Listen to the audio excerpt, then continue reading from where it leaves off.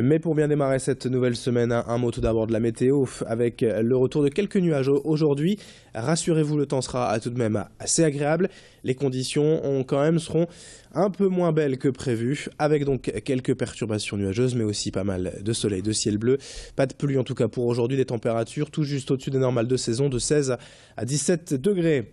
Mais l'image à la une ce lundi matin, c'est donc Paris-Roubaix, la 113e édition qui s'est courue hier sur les routes de la région, à l'arrivée pour la première fois depuis 119 ans et la toute première édition en 1896. C'est un Allemand qui s'est imposé hier, John Degenkolb de l'équipe Giant Alpecin.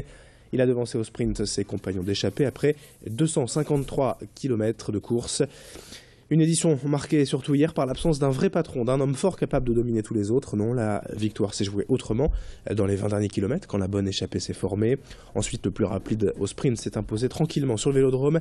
John Degenkolb inscrit donc son nom au prestigieux palmarès de la reine des classiques.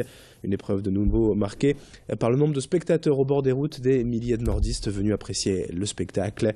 Fanny Bourdillon, elle aussi, était sur place et a rencontré le directeur de la course qui nous fait un petit résumé, qui nous parle également de cet incident de course, les coureurs bloqués à un passage à niveau.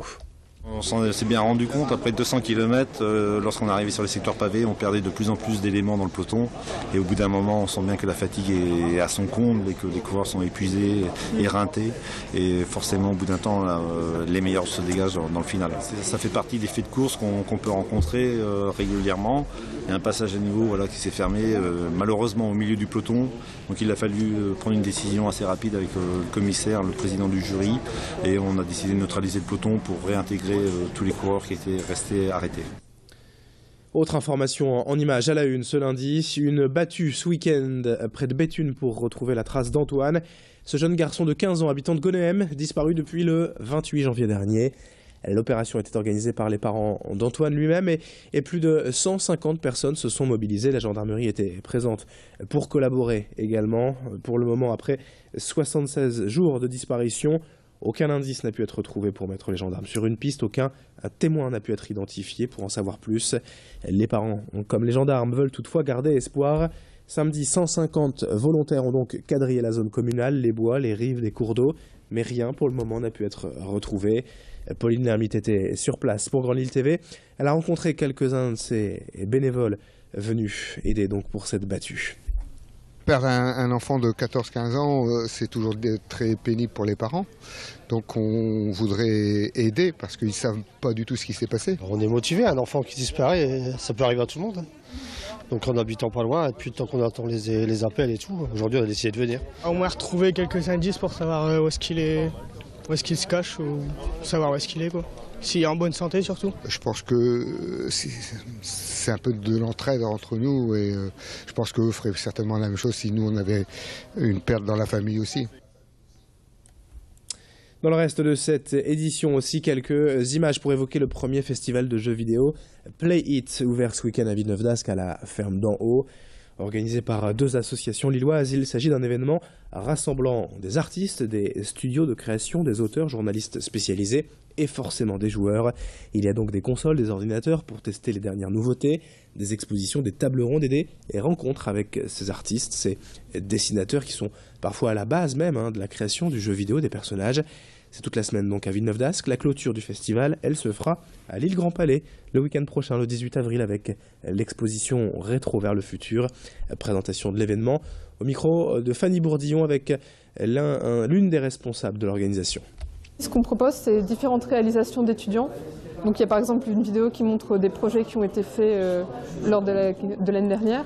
Et ici, c'est des projets qui ont été faits donc cette année par des étudiants dans le cadre de leurs études, dans le cadre d'exercices. Il y a deux projets par exemple qui ont été faits spécifiquement pour la technologie de l'Oculus Rift. Donc c'est les casques de réalité virtuelle qu'on peut voir. Donc c'est intéressant pour les étudiants parce que forcément comme c'est une nouvelle technologie, pour eux ça leur apprend à la maîtriser et c'est toujours mieux pour se vendre sur le marché. Les lunettes, ça donne une impression de réalité virtuelle, c'est-à-dire que la personne se trouve complètement dans le jeu, est immergée et a vraiment une impression de 3D, peut tourner la tête et le mouvement de la caméra va suivre.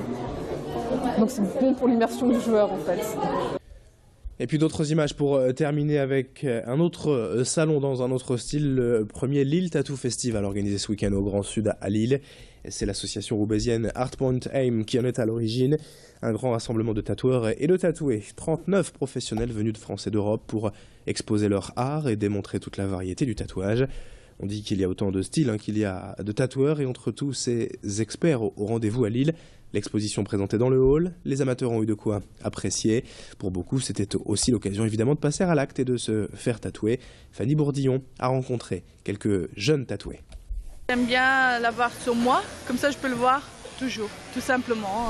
J'aime bien l'art sur les murs, mais je préfère encore sur moi. J'aime bien la sensation et aussi parce que on exprime ce qu'on veut par notre dessin et ça reste sur nous à vie. C'est notre histoire et voilà. Ce que j'aime dans le fait de se faire tatouer, c'est que notre corps devient une œuvre d'art. Et je sais pas, je trouve ça juste magnifique de se retrouver à 40 ans avec des tatouages sur tout le corps. On devient unique et on est une œuvre d'art. Fin de ce journal, 7h21 en direct sur Grand Lille TV. Dans un instant, la météo et l'infotrafic.